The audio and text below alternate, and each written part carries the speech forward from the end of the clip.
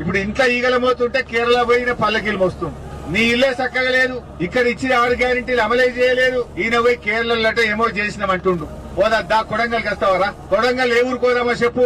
100% రుణమాఫీ అయిన ఊరు ఉందా కొడంగల్లో? ఏ ఊరు కోదాం? కొడంగల్ కూర్చొని మాట్లాడుతున్నా. నీ కొడంగల్కేలే మాట్లాడుతున్నా, నేను ఎక్కడి నుంచో మాట్లాడతలేను. ఏ ఊర్లో పోయినా ఏ తండాలో పోయినా రుణమాఫీ కాని రైతులు బాధపడతా ఉన్నారు. వచ్చినా కేసీఆర్ బరాబర్ రైతు బంద్ చేసిండు. నువ్వు 3 సార్లు రైతు బంద్ ఎగ్గొట్టినావు. ఇప్పటికీ ఓసారి 3 ఎకరాలకు ఇచ్చినావు, ఓసారి మొత్తానికి ఎగ్గొట్టినావు, ఒకసారి 1 ఎకరానికి ఇచ్చినావు. రైతు బంద్ ఎగ్గొట్టినావు. పోయిన యాసంగి బోనస్ ఎగ్గొట్టిండు, ఈ యాసంగి బోనస్ కూడా గోవిందనే. ఈ ముఖం ఇచ్చే ముఖం కాదు, అందుకే సపోర్ట్ చేస్తలేదు.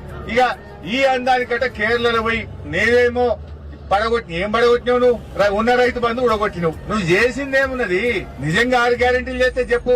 ఏడ మాట్లాడడం నేను కొడంగల్లే అడుగుతున్నా. ఏ తండాకు పోదాం, కొడంగల్ ఏ ఊరికి పోదాం చెప్పు. రుణమాఫీ అయిందేమో అడుగుదాంపా. ఏ ఊరికి పోయావు?